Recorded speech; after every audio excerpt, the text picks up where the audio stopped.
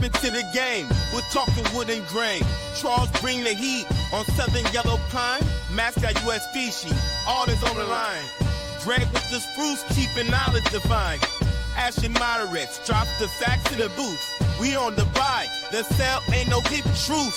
Economics and trends, we got it all so clear. Lumber Word Podcast, best believe we're here. If you wanna make more, get in on the score. Join us every week, you'll be hungry for more. Love a been keen, though, whoop made known. Such rain Charleston, slide, plum ram known. Open to the scene, with the lumber supreme. Charles laying down facts with that southern yellow bling. Mac got that U.S. swagger like strong timber beams. Greg's insights on spruce, rewrite the themes. Got the buy side talk, we stacking that flow. Selling knowledge, every week we still a show. Join the Lumber Word crew, let your business grow. For the sharpest minds, is what a place to go. Hey everybody, welcome to this week's episode of the Lumber Word, episode 165. We are doing it on the 16th, Thursday. This is the Montreal Wood Convention week. Obviously, none of us are up there, but it's probably something good to talk about. Kip Fotheringham is joining us again. Kip, welcome, and thanks for showing up. Glad to be here, guys. Appreciate it. And kind of want to jump through, and Charles, man, Southern Yellow Pine, you guys started this rally months ago, and I mean, I saw a print down a little bit the other day. So usually when Southern Yellow Pine prints down, it means it's generally $50 to $100 below that for volume. What are you seeing out there? A lot of confusion. I mean, talking to mills, you got guys that are trying to counter them $100 because they're trying to make up for having to overpay for the past 6 weeks because they were late and weren't covered. And then you've got some mills that are willing to move off some volume and some that don't have it to move. So, I mean, it's a really confusing time. I'm not flying a flag on either side. I mean, I hate to say it, and I've sounded like a broken record all year, but it's one of those things where you just got to swing the bat and play the game. Live to fight another day. So what is a normal counter in today's market on 4-inch and 6-inch in some different regions? Anywhere from 5 to 55. Then you land somewhere in the middle, depending on how quick you need it. If you're freight positive, if you're not, I mean, trucking obviously has a big influence on that nowadays. Yep, definitely. Matt, what about your little world you live in over there with the Western spruce U.S. species, Texas? Two different markets. There's the rail market and the truck market. On a scale of 1 to 10 on rail cars, for me this week, it's like a 2 or 3 out of 10. And the truck market is like an 8 or a 9 still. So I'm really busy and I'm running out of wood. I've got a lot of holes now in my piles. Before we came in here, I wasn't sure how today would go, right? Because it seems like the business is kind of the last 3 or 4 weeks. It seems like I get a lot of business on Monday and Tuesday, and then I get a little bit less as the week goes on, and then rinse and repeat. Well, this morning I've just gotten slaughtered with like 20 trucks of prompt wood that we need right away. And I just sold a bunch of cars. So I don't know what to think, Ashley. I really don't. I know I'm going to run out of wood at this pace by the end of April, not the end of May. And so I'm going to have to make a decision whether I want to jump back in or not. And right now I'm not sure. So I'll just wait and see. You know, I mean, historically going into June with a whole bunch of inventory on the ground isn't the greatest idea. If you want to make money, you might have some liquidity, but probably won't make much of a margin because we go into the summer doldrums and, you know, people have kind of satisfied their itches by then.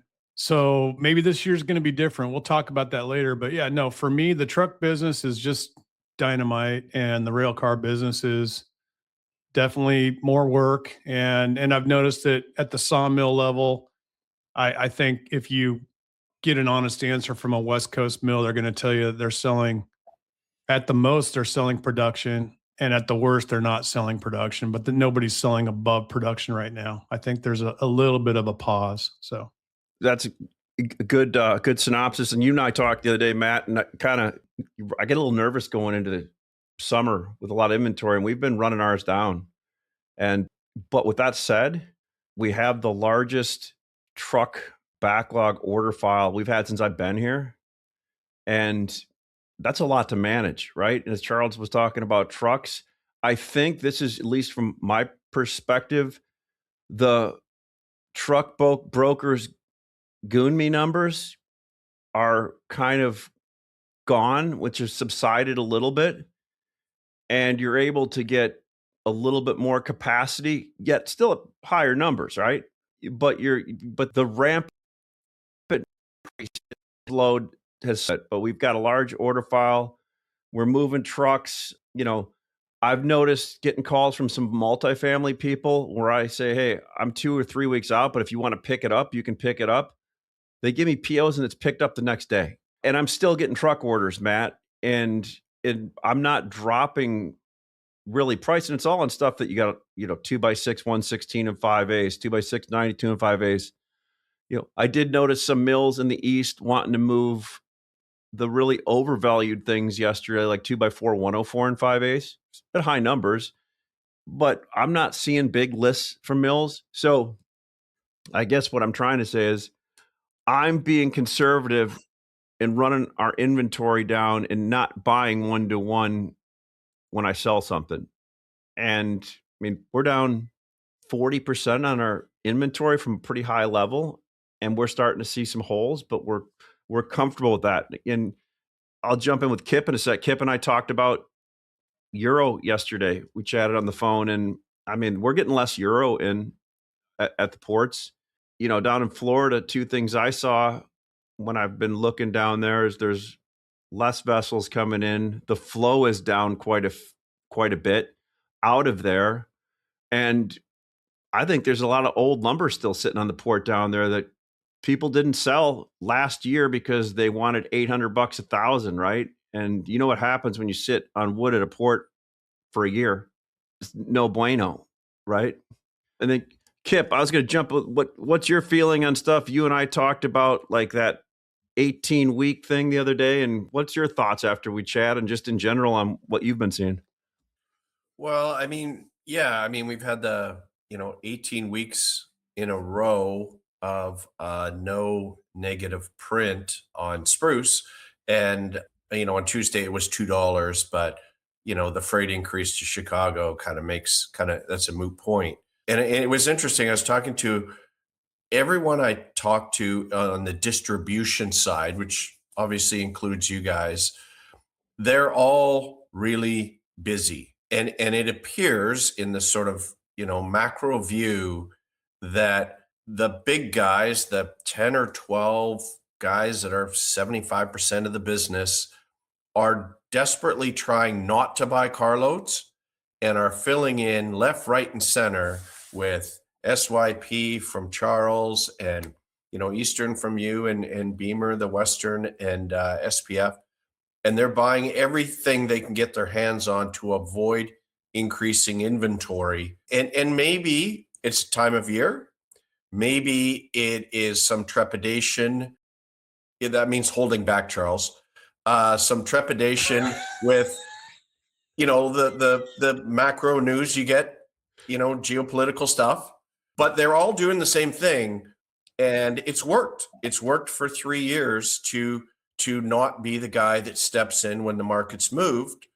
And at the same time, we've just had this slow escalation in price other than yellow pine, which lends me to kind of think that supply and demand are pretty much in line. Because, Ash, we talked about it. The euro, there's two big problems. One, the return from North America, because we do have a 10% tariff. The return from North America is the lowest of anywhere that they ship of the 40 countries. And the other one is the shipping. I mean, there's been a huge disruption, obviously, with the geopolitical stuff, and the ships just aren't coming. So you can't just go, it was the last couple of years, you could just book your 10 million cubes on this bulk carrier or container and no problem get it over to North America on a monthly basis. Now it's kind of a quarterly basis at best. And you're still getting a bad price. Yeah. In their eyes. Where do you think the net break even delivered Baltimore / Cape Canaveral is for a euro 2x4, 2x6? $7.50. Yeah. And we're not even close to that other than 16s. Yeah. I mean, 16s aren't even above that. They're like 700, right? Right, Ash? They're about 695 to 710, something like that, FOB at port. We sold some yesterday at 700 FOB Baltimore, so I kind of figured that's about the market. Yeah, that's a good number. That's a big number to get. And really, you know, that's tough because you're competing with the Eastern premium and Eastern MSR that's trading below that. And yeah, Kip, I think you're right. It's around that 700 number, somewhere there. And the 12s you can buy. I mean, I lost some business down in Texas on 2 before 12-foot number 2 euro. Mm-hmm. Yeah. Bender or somebody, I'm not sure who the vendor was, but you know, one of the euro guys that's got wood in Lake Charles sold trucks a 12-foot number 2 at 580 delivered Houston. I'm selling number 3 for 595 delivered Houston. Yeah. I mean, I thought that was kind of interesting, you know. It's Yeah. like but and then I was talking to a buyer, one of the big major guys, and he's the one that was telling me what the number was. And he goes, they weren't the only one. There was several guys at 580 on number 212s. I'm like, why would you do that? I don't know. I guess they just need to keep stuff moving. But I was a little bit surprised. This is a week ago, a week and a half ago, so it's not like real time information. But yeah, no, you can't make 750 work for any piece of lumber of 2 before. And maybe the only thing that would even come close to that would be 2x6, 16s, 18s, and 20s. But I don't even know that you could get to that level. No, let's say that'd it's be a even, big stretch. Let's say it's even the 700s, right? That's on Well, 12, it's 14, a really everything, right? it's a really big stretch to get 18s and 20s out of a 5-meter log. That would be impressive. Yes. Yeah. That's a 16-foot log. You get an 18 and 20 out of it, you got some magic going on in your sawmill. Hey, can we talk about something that's kind of on my mind? And I want to ask you this, Kip, because we talked about it a little bit yesterday. But you know, when they reset the tax rate, AR7. Yeah.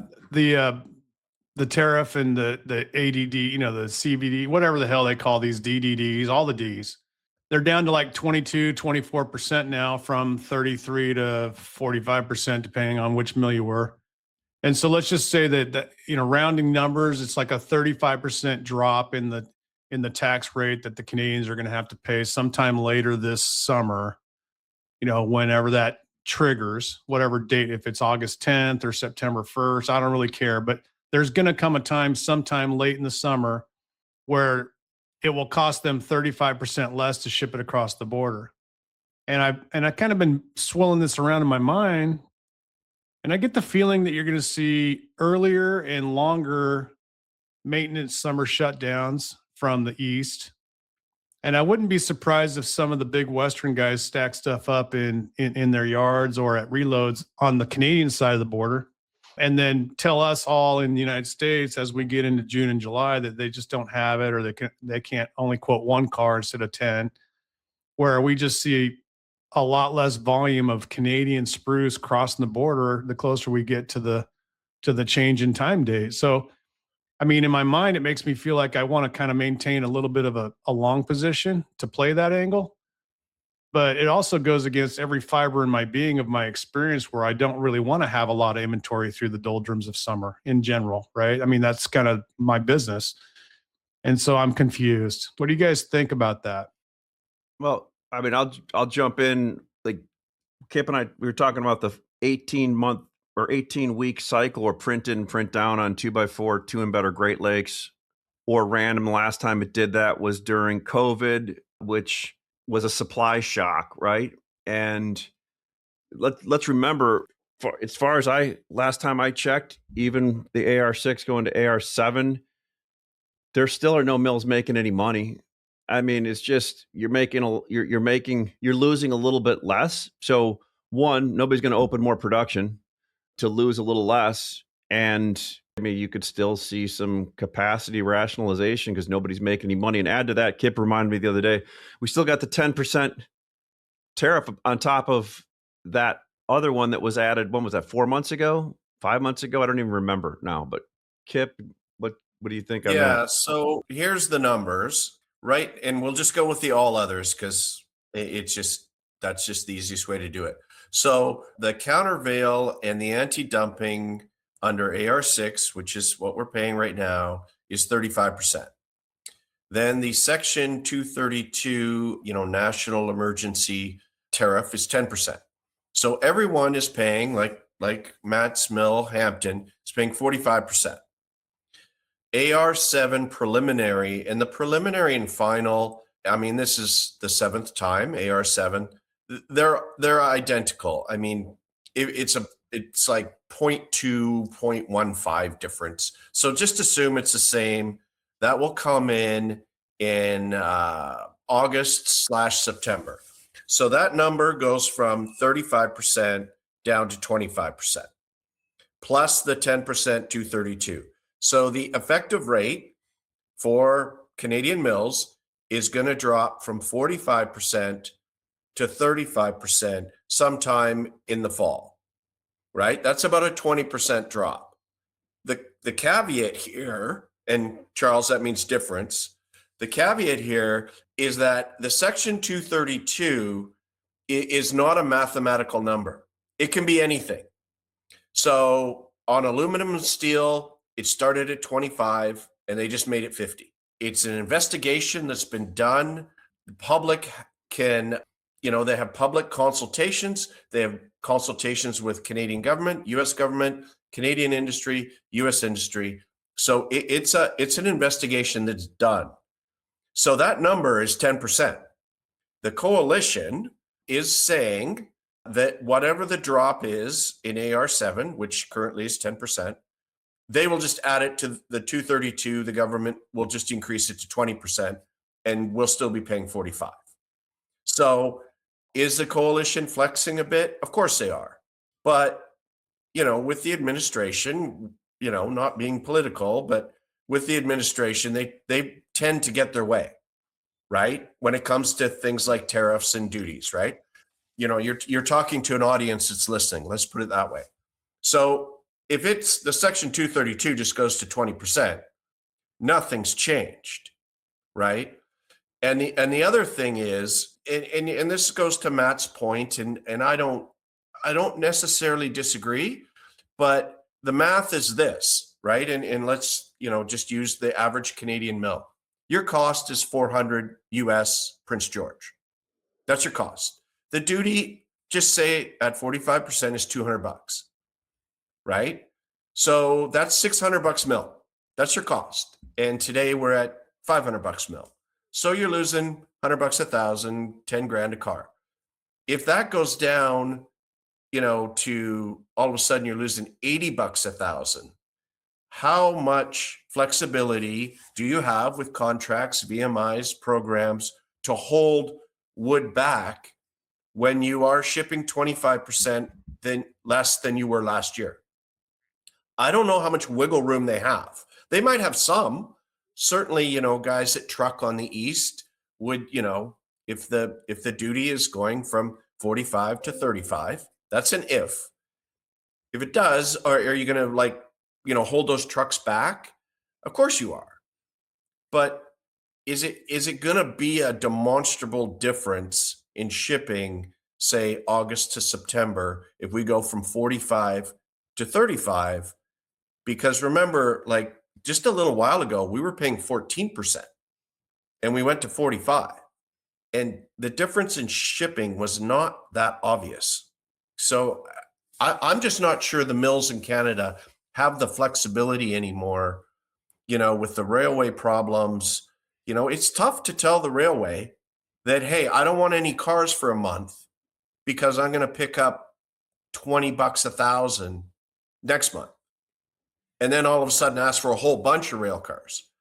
Pretty tough. Yeah, rail is tough as it is right now. That's the other thing. Look, you get a disruption like we've arguably had in trucking, and everybody that's doing the just in time. I mean, we beat this up all the time. Having inventory as a distributor is an asset right now, and you're getting paid for it. Is it hard to ship stuff? It is.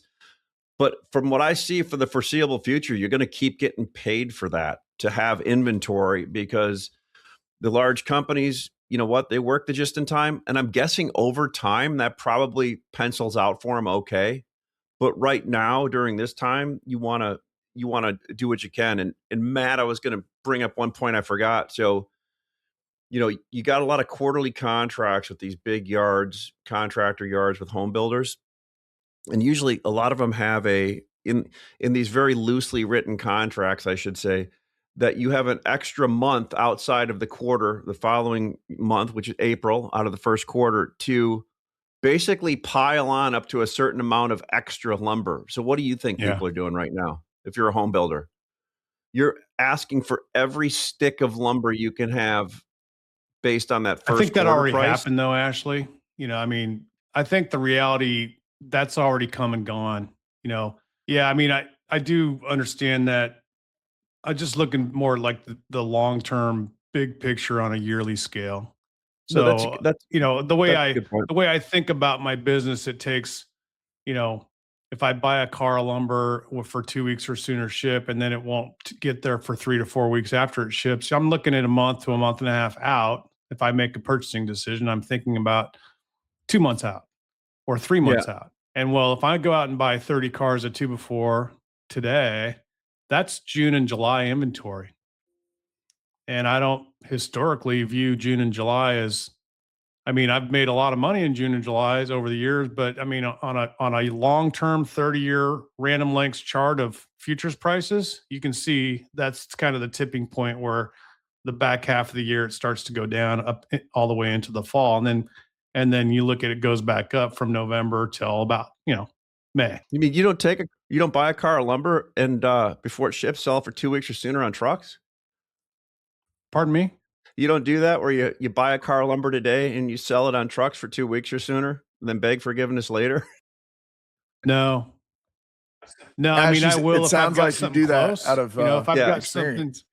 something, if I've got a car, like kind of the cutoff point would be like Kansas City or Oklahoma City. If I can see the tracing on the car and I know it's in those two places, then I'll tell them it'll be in next week. And 9 times out of 10, that's true. So that's a good point. But right now, I'm telling people the same story that you guys have been telling them is like, I've got the wood on the ground and you're going to have to give me a week to 10 days to get it to you. And the reason why I tell them that, and then I say, it's going to cost you $10 extra if you want it prompt. I say it on the email when I offer the wood out, plus just add 10 if you want prompt. And the reason why I've had to do that, which I hadn't had to do that for quite some time, is because the moment that I tell the people in trucking, hey, this guy needs that wood like in 2 days, they just have to go book it at whatever the book it right now price is, and that's double what I should pay. So if the old rate was 375 to 425 for a local truck, now it's 600, 650. I've got a couple brokers on email. I do that too. I'm like, hey, what can you pick up a load for this tomorrow? And they give me a high number and I'll send it to somebody and they'll be like, book it. I'm like, and really? They keep buying it, dude. That's what blows me away. And I'm like, okay, because it's a $2,000 and I usually pay $1,200 for that load. So I'm curious, Charles, you're kind of a man of many hats. You're in the cattle business, you're in the farm and ranch business, you're in the lumber business, you're in the reman business, you're God knows what else you're into. He builds truck wagons. I want your top-down view of the next 3 to 4 months in terms of like, how do you feel about the economy in general? How do you feel about the yellow pine market? What do you think? What's your crystal ball tell you to Matt, do? can I pile on one more thing for him to answer during that? Like, I really think. Let me write this down. Yeah. Well, I'm curious about how much market in another if we had another down move. That's why I'm curious about a lot of that Matt just asked also. All right. So economically, I think we've had a little bit of a shock with this war, and there's a lot of people that are kind of up in arms and making them kind of shy to make big decisions because they don't know what the future looks like, right? But there's a lot of things when extremes happen, you can prepare yourself for the other side of it. You look at how fast oil moved and how fast our trucking costs escalated, right? There's no better way to describe it than to escalate. Violently move up, right? You go from 20% premiums to 50% premiums in less than 3 weeks. And Ash, to your point, the goob number as you described it is not really in the market because there's more people that are educated on where it should be because they're actually diving into the numbers because it's affecting how much money they make, right? Whereas before it was 1 or 2 trucks or here, there, yonder, but now it's every single load that they have to move. Now, as far as economic view on the other side, I think you've got a strong workforce. You have people that are employed. You have things that people want. But I think they're going to be a little shy until they see some of these, these third-party pressures relieve themselves. I mean, diesel prices in Virginia and the Carolinas went from $6.15 to $5.47 in less than 3 weeks. So if that's just one economic indicator, considering how much we spend on energy as a society, that can relieve a lot of pressure. Now, one thing I will say, which was kind of surprising to me, is I was traveling all from Friday till yesterday, and everywhere I went was packed. Every airport, every restaurant in the airport, people were going on vacation. When we flew back yesterday, there were people taking vacations to the beach in North Carolina, South Carolina, going to Charleston, what have you, from, the plain states. So obviously there are pockets of things that are good and will continue to be good that will allow us to continue the consumption level that we have. But it brings up an inflection point, and I think timing that is going to make or break your year. Market share. As far as market share goes, I think Southern Yellow Pine finally does break. Those tertiary markets jump in and buy the pine discount to spruce because it'll push itself back to $100 to $180, and it makes them make a decision. And I think that might sustain itself once they get their customer base used to using the raw material that is the yellow, wonderful Southern Yellow Pine. And then all of a sudden, as you mentioned in the past, Ash, and I think Matt agrees, spruce is going to become kind of a boutique item. People that use it, and the people that don't. Kind of like the Northeast and Doug fir, and they still cart from the P&W versus using the Eastern spruce or anything like in kind that they could substitute with because they've always done it that way. How do you stay ahead in the softwood lumber market? With prices shifting and trends evolving, making confident decisions starts with having the right insights. That's where Fast Market's lumber commentary can help. Every month, we provide clear, expert analysis of North American softwood lumber trends. Whether it's housing starts, remodeling projects, or industrial production, we break down what's driving demand. You'll also get access to the trusted Random Lengths framing lumber composite price, along with key historical data and future forecasts to guide your strategy. And it's not just the numbers. Our analysts translate complex data into actionable insights, helping you make smarter, faster decisions. Get the clarity you need. Find out more at fastmarkets.com/lumbertalk. So there's a huge opportunity. Yeah, we're becoming species regionalized in a way that hasn't really existed for quite some time in my career. I agree. Since I started, Ash and I started, and I think Kip and I think the three older dudes on this pod are all started in the 90s sometime, early 90s. Yep. And, back then we were coming off the tail end of the spotted owl, and that really affected Oregon and Washington production. And a lot of that excitement and volume went to Canada. Back then, Canada was the wild, wild west. I could call up West Fraser and buy 80 cars of lumber and change tallies around and do whatever the hell I wanted to. And I wasn't the only one. We all could. And there was a lot more mills back then to buy from, and they all traded. And we had also, back then, we had control of freight. You could buy cars Chicago for furtherance. You could buy cars Pocatello for furtherance. You could just do a lot more. There was a lot more options as a trader back then, or as an end user. And that day is gone. And I don't want to be like the old guy I'm bemoaning the old days. I'm not. Things have just changed so much over the last 30 years that we're never going to go back to that. And there's no easy answer unless all of our governments change overnight and everybody decides to just go back to laissez-faire capitalism, which is not going to happen. We're going to continue to regionalize these different species of trees. And it's going to come down to really the logistics. It's going to be, where does it make the most sense of freight to go to? Because if gas and oil prices, energy prices stay high, that really shortens the amount of distance you can move your stuff, right? And it becomes a game of it's a checkerboard. I'm not going to ship. You're not going to take your stuff and truck it over to Iowa, right? From the Northeast, and the Eastern mills aren't going to rail it over to Arizona unless they absolutely have to. I mean, and they have in the past. So I don't know. It's just to me, this is a strange year. I felt really good about about how I viewed the first half of the year. And even though we're not going to get to the highs that I thought we would get to, it, being long has been beneficial, and having inventory, like you said, Ashley, it's paid me. But we're going into the back half of the year, and I've got so many conflicting indicators. And then I talked to a guy in Texas today, and he says he thinks they're going to be busier in the second half of the year, which is exact opposite of what it normally does. Right? Yeah. I mean, man, that's interesting. The way I kind of sum it up. So, like, it feels like it's a frustrating market, and it's really hard, and you've got a lot of people leaning on you, get stuff shipped. But damn, I mean, we're having a great year so far, right? Yeah. Well, I think the distributors all over the country are, right? Because like you said, originally, these guys have been using your inventory. Kip said this. The big dudes have been using our inventory kind of as their buffer, so to speak, to not get yelled at by the boss for having too much inventory at any one time. If they do that, then they get their hand slapped. So yeah, works for you, right?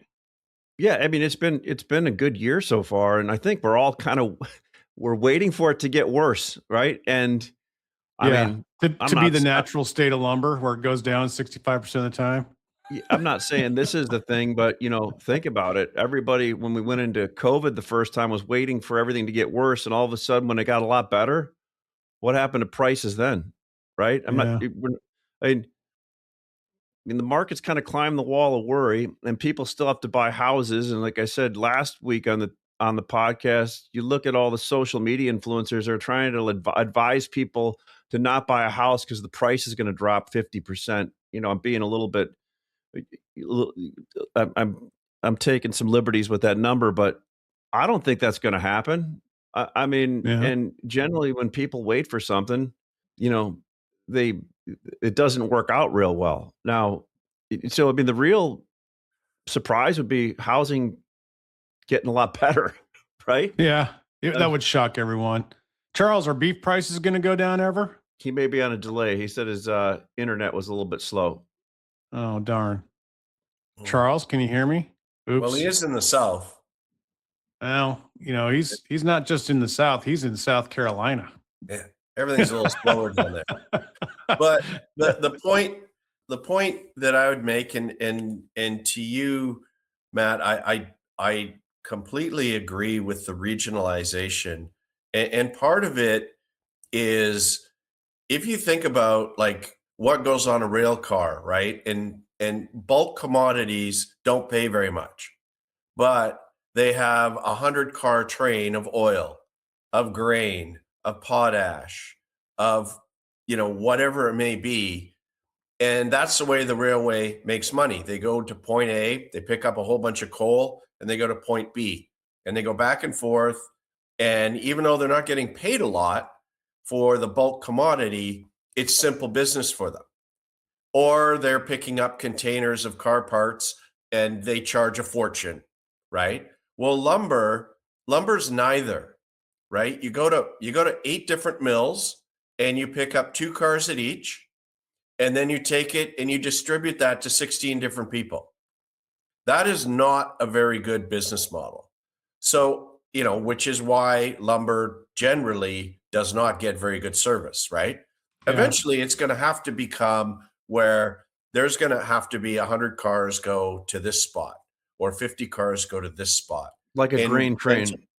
Yeah. To Matt's point, it will become regionalized because there isn't a lot of money in picking up lumber from a whole bunch of different places and then shipping it all over the US and then shipping it back, empty rail cars. You can see why the railway doesn't find that an intriguing business model.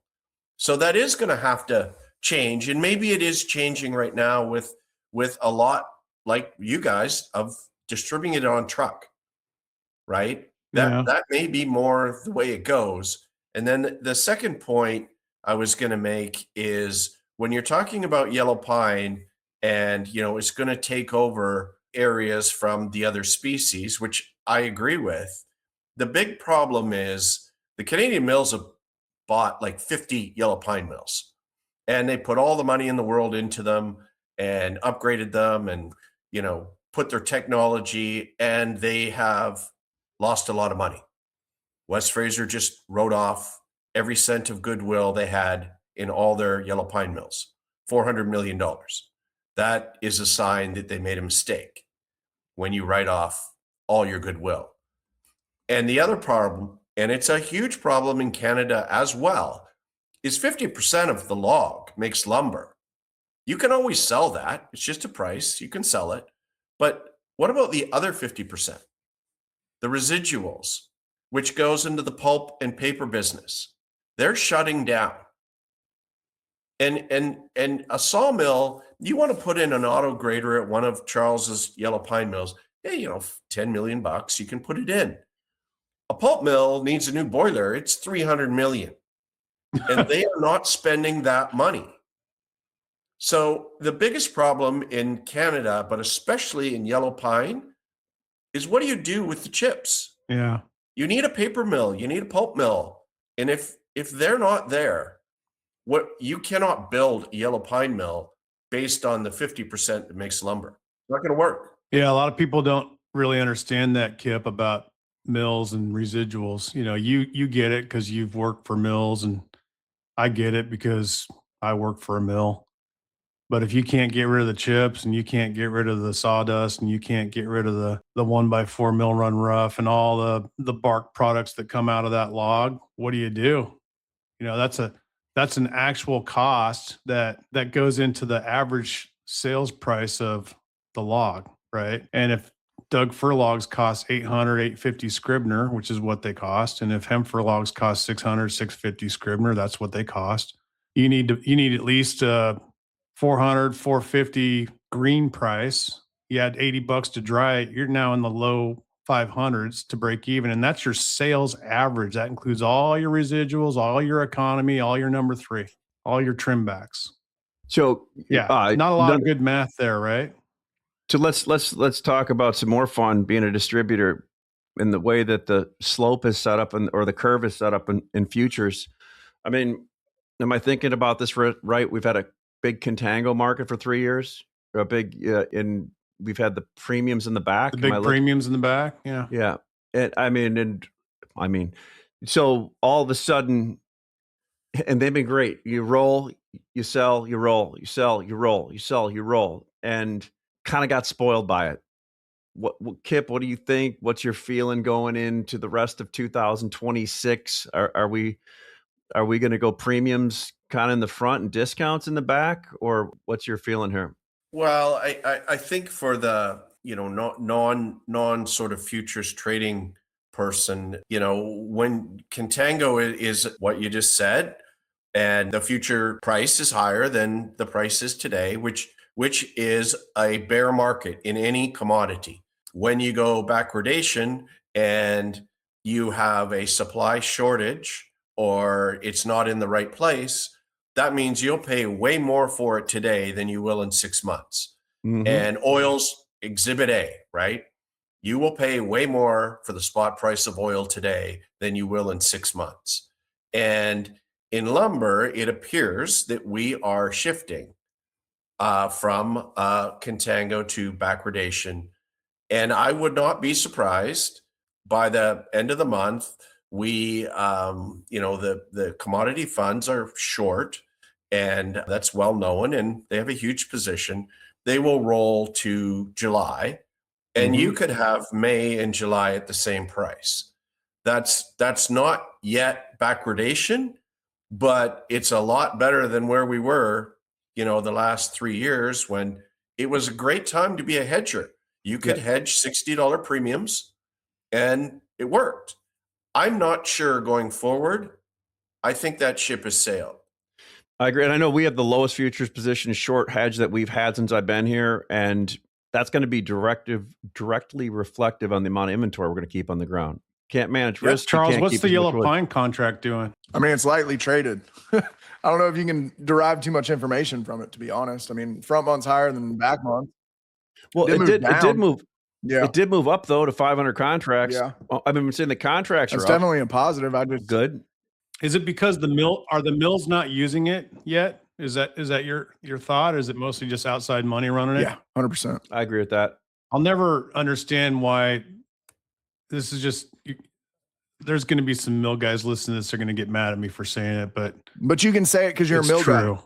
Well, I'm going to say it because I'm an observant person. Every sawmill owner or company in North America is long shit tons of dollars in logs right now that haven't been turned into anything yet. They've already committed to buy logs in the future. Guys have logs on order for summer delivery right now. That's not going to be lumber until September. You're long all the time. You wake up every morning and put your pants on, you're long. Millions of dollars worth of actual assets. You've got your money sunk into fixed cost inventory. Why wouldn't you want to hedge that?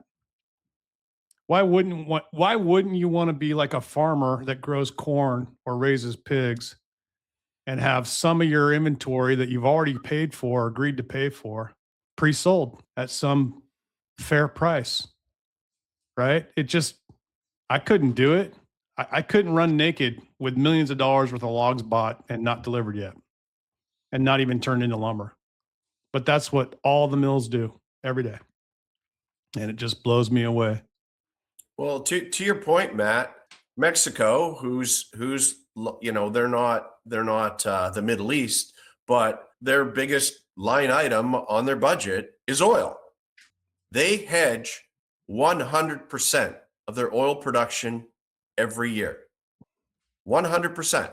So their cost is, I'm just going to make up a number, their cost is $60 a barrel, and the futures curve is at 80, and that's an acceptable return for them, and they can budget it for the rest of the year. They hedge every single barrel they make. To your point, right? Yeah. I mean, look, on that type of scale, I guess I view it that way. It's like, why wouldn't you? I'd like somebody to tell me the answer. Why wouldn't you? Because I sure as hell would. I think lumber is just you know, one of my previous companies I worked at had nothing but groups of little, you know, ring fences they call it, or, you know, little trading groups set up on this floor to trade markets like lumber that were big enough to have volume, but small enough where there weren't a lot of people managing risk. So they did it for them and made a lot of money. Yeah. And there's a lot of those little things out there in the US. And what it means is, you know, think about this. If mills did it, then we couldn't take advantage of that basis, right? For the same reason, Matt, you and I were talking, why didn't more mills sell, you know, hem fir into the market when it was deliverable with a $70 basis months ago? Because they think, you know, there's the old joke that goes around, the farmer that doesn't hedge, he wants $10 a bushel, but he'll gladly take 3. Right? I think it's more a misunderstanding or a fear. And we all think that tomorrow in this industry, you're going to get more money. Right. And a lot of times too, people don't want to lock a loss in. Well, I mean, I guess you just have to study it and be a charts and graphs guy. But, you know, there is a learning curve. But I've done a lot of trading with other mills that were short the board that I took delivery from on X-pitting over the years. Yeah, but I've X-pitted my own more over the inventory past before. years. I've been the supplier of the X-pit before. I've sold the X-pits. I've done it all. And I'm telling you guys, it's really not that difficult. It's not that complicated. If you're not sure, I can give you a name or two of some people to talk to that know what the hell they're talking about. I mean, hell, Greg Riley and Ashley know what the hell they're talking about when it comes to this stuff. So, and I'm sure Charles understands it just as well as all 4 of us. We get it. We're in futures, have been in futures our whole lives, or most of them. And look, I'm not the smartest guy in the world, and I figured it out. So what's to stop a guy with millions of dollars in several sawmills and good lawyers and accountants from figuring it out? You know, I'm just a farm boy from Central Oregon. I got a college degree. Whoop-de frickin' do. I've been a lumber trader for 32 years, and I just figured it out. And I asked a lot of questions and just did it. So yeah, I think we should encourage people to hit that yellow pine contract, because yellow pine's not going away. It's going to be around forever, right? I'll still stick by my thought of Southern yellow pine in a couple of years will almost have as much open interest as the spruce contract. I hope so. I really do. I mean, I agree. I think we should all try to, and I'm talking about the whole industry, not just the four of us, but the whole industry should try to find and constantly seek for new and creative ways to do business based on your current reality and what your future risks are, right? And there's plenty of them. And they change all the time. That's why we even do this thing. We sit here and talk about it and try to figure it out and navigate the water. But anyhow, I'm done. What do you think the big, like Charles, Kip, Matt, the big end users, the end users running just in time? What do you think their strategy is going to be going into Q2, Q3 here with the multifamily and with single family? I think they're just going to keep buying the just in time and just lean on everybody else to ship to them quick. That's my thought. I don't see any reason that's going to change. Or, what should they do? I think this is like, as the ship starts to turn on the supply and demand side, and certainly spruce is the easier one, because as we talked before, we get a number at the end of the month on shipments from Canada and shipments from Europe. So that's a defined number that is inarguable about what supply is. So that's the easier one. And I think it's starting to turn where the first thing that happens is, no one is going to go and increase their contracts / VMIs even if they can, because some Canadian mills reduced them and some yellow pine guys pick some up. But the first thing that's going to happen is they're going to rely on you guys, the distributors, which is happening right now, right? You're the buffer, you're the shock absorber. And if they have to pay you 20 or 30 bucks a thousand more, then they just have to. The second thing that starts to happen is you're going to get either price increases, right? Or people, the last 3 years, if you're a just-in-time guy and you have not flexed at all, you've actually probably come out ahead. You probably have. But that's starting to change, because now instead of buying more cars at $600, you're buying trucks at $640, $630, and you got to have them quick. So maybe you're paying $650 to get it delivered.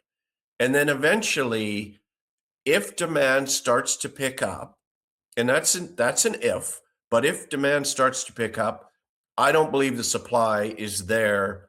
And we are in an inelastic business, which is why on the downside, mills continue to run at numbers they shouldn't, which we've seen. On the way up, they can't go and get a whole bunch of logs and all of a sudden just turn it into lumber. So it's inelastic on the way down and on the way up. And that's when you see price spikes. And so if the second half of the year, we've had this very serious weather issue in the first quarter, the second quarter, we've had an unexpected geopolitical event, and we're still slowly advancing up in price. If we just have those two things gone and we have a little increase in demand, I think it'll be a lot bigger than what you think. Yeah. Just no, real I agree. quick, Ashley, you ask what should they do? I mean, to me, the most obvious play in the whole wide world is just go buy the May contract at 584. That's where it is right now as I say this, because that's basically the number 3 price. And in my life, when the number 2 price is hitting the number 3 price, I just stop buying number 3 and I start buying number 2. I mean, another one that you don't need to be too smart to figure out. But if you guys are right, if we go to a premium to have the quicker lumber and discounts in the back, then it's even more of an obvious choice, right? If I was going to make one recommendation, that's the one thing that I would say to do, because I still can't go out and buy a bunch of cheap 2x4 hemp fir. The inland white fir price is $565 mil. That's like $650, $655 Chicago. That's not 584 Chicago on the May contract. That's $70 higher. We got to do something about it. So what's next? I guess Charles would be the next one. What's yellow pine number 2 trading for? And if it dips at all, you would want to hammer. I got to do something about this internet. No, that would be my question too to Charles. Is if the yellow pine guys come off, why wouldn't you just buy it all? Yeah, that's the downside to Or that's the question. You could buy the board, but you got the one thing where Southern Yellow Pine, if it drops $100 tomorrow, everybody's going to be looking at that, right? And then you want to buy the board again. If you really believe there's going to be a spike in pricing. Now, if you're not sure, you're not going to do anything. And I don't know what the right answer is for your situation, but if you've got to have lumber on order and you buy low grade, you might as well just buy the May contract and take delivery of it because they're the same price. That's a good point. That's a good anyhow, point. I think that's enough for this week. We've gone a little bit over, and it's been a pleasure, Kip. You look great. Yeah. Great Appreciate to see you guys, as always. Yep. You guys have a good day. All right. Thanks, guys. Bye. Thanks for listening to this week's episode of The Lumber Word. The Lumber Word podcast is dedicated to engaging conversations about the lumber industry, including trading ideas, market trends, and evaluations of overvalued and undervalued assets. We wish to emphasize that the discussions and opinions expressed in this podcast are purely for informational and entertainment purposes. They should not be considered as financial or investment advice. We encourage our listeners to make their own financial decisions, taking into account their unique circumstances and financial goals, and to seek professional financial advice if necessary.